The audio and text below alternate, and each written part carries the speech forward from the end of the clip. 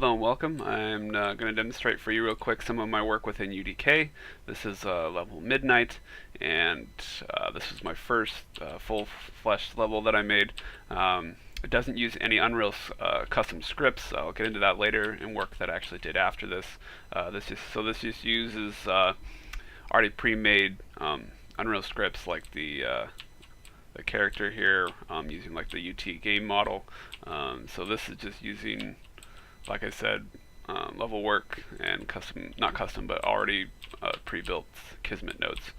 For example, pick up on touch, trigger, Unreal Matinee, terrible sounds.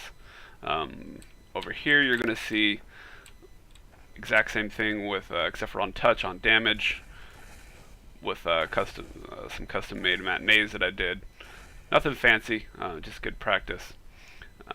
And then I'm gonna chop this up real quick, and just due to frame rate issues, and I'll show you some of the different lighting here in a second. Alright, and we're back.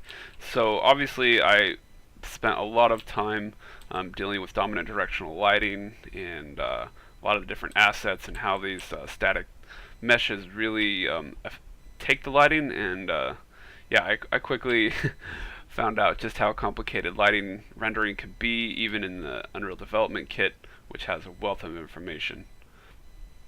Alright, and we're back.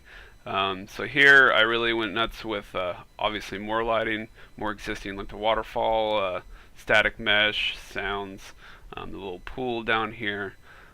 As you can see, I still have some work down there with some of the bushes and how they really accept lighting. You can see they're kind of blacked out.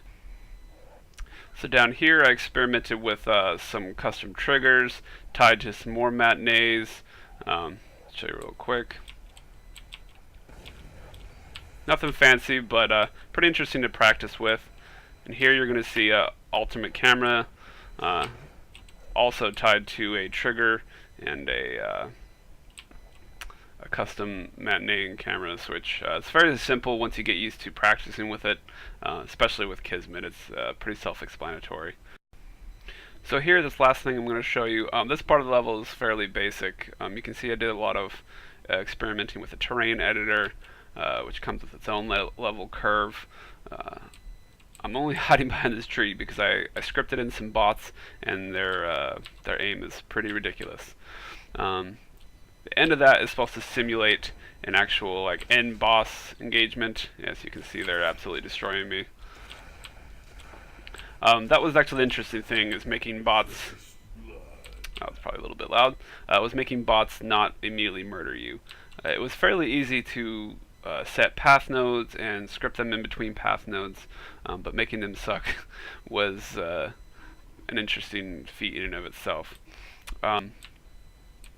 Basically, you can set like the distance that they engage the player, how they see them, but making them miss is a little bit more difficult.